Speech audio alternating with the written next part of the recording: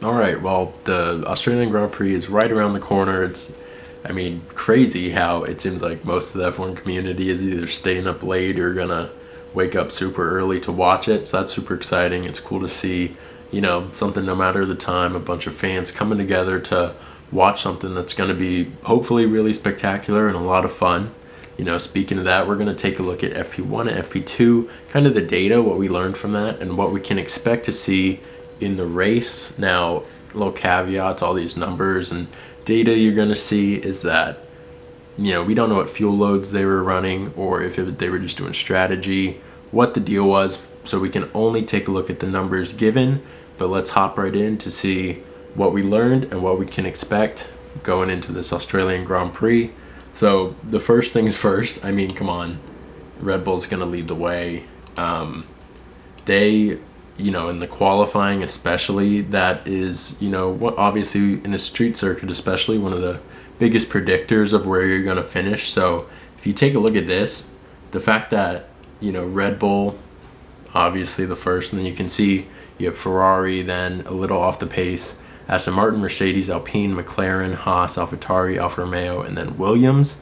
Now, a lot of this won't be a shock, but I will say what stands out is Ferrari's looking a bit better than they have before.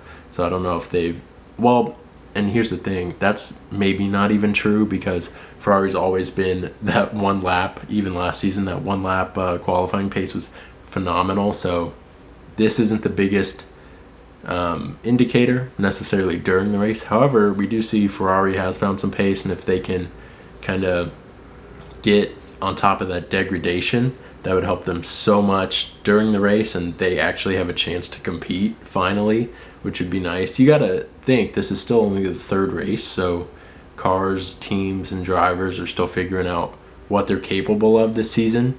So it's no shock that Aston Martin there is ahead of Mercedes, and then all the cars behind, it's kind of just who's driving better on that day, because even we've seen Williams in the past two races up there with these other teams. So the fact that Ferrari's up there, big plus. No shock that Red Bull's gonna, I'm sure, qualify 1-2, and then if Ferrari's able to make something happen, let's say that they can qualify above the Aston Martin and the Mercedes, Leclerc and Sainz, I think that during the race they can hold off and get some major points, which they desperately need to start getting in order to even contend for, top three in the constructors, because that's really fallen out of their reach so far. So I would say biggest takeaway from this, Red Bull's fast. Ferrari's getting back to form, which is what we want to see, big Ferrari fans here. So again, Ferrari's stronger than expected. Here it says that Leclerc and Sainz were, quote, able to explore quite a few setup variations, which was interesting as it felt like we were going in the right direction. That's great. That's what we want to hear. But I hate to say they're not going to be up there with Red Bull. Another thing that was huge is Aston Martin's still looking good. I mean, they're here to stay. That's not a fluke. They're able to keep their car at a performance level up there with, the past few seasons' previous top-tier teams, which just shows that Stroll money is treating them so good. Now, the FP1 and FP2 sessions, it was tough, especially FP2, because there were GPS issues. Actually, in FP1, they had to recall all the cars because of safety. You want to know where the cars are at all times and if a car is going to be passing on a faster lap. So they had to recall all the cars into the garage for GPS issues, which was a bummer because that takes out of their running time. And then in FP2, the weather started to really come down, so they had to go on the inters, which isn't a good equivalent for the race since it's supposed to be a nice sunny day. So the fact that these teams weren't able to have full uninterrupted practice sessions, that'll really hinder them. Look, it's Formula One. They're going to be able to adapt. There's no doubt about that. But it will make a difference. And yes, the Aston Martin is still going to be right up there. Maybe Alonso will be 3 for 3 on podiums. It'd be a cool sight to see. And then let's take a look at this car performance here. So these are parts of the section of the track where, the slow parts of the track, the high speed parts of the track, and then the straights.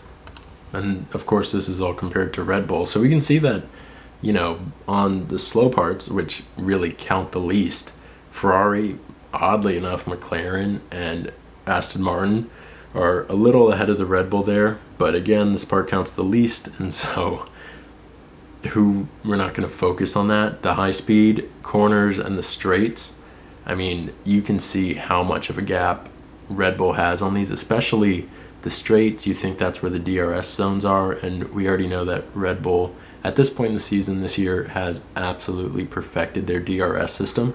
Like, they gain more speed than any other team by a decent margin. So no shock there that Red Bull on the straights is absolutely killing it. Even last season, their top speed was perfected. All that cost cap wind tunnel, penalty that they got obviously did not make a difference at all. On the high-speed corners too, their grip is incredible. As you can see, actually McLaren having the least gap to them, oddly enough, in AlphaTauri, but of course those teams heavily lack on the straight, so that doesn't make too much of a difference. But we can see that, Ferrari, Mercedes, and Aston Martin are pretty much at the same parts right there on the high-speed corners, and they're about the same back from Red Bull. Now looking at the straights, Ferrari is really off the pace on the straights. However, Mercedes is actually looking pretty good, so that's great for them. Obviously, they have the no side pod designs. I saw recently something where ChatGPT was like explaining that F1 car needs side pods, so I think Mercedes needs to see that.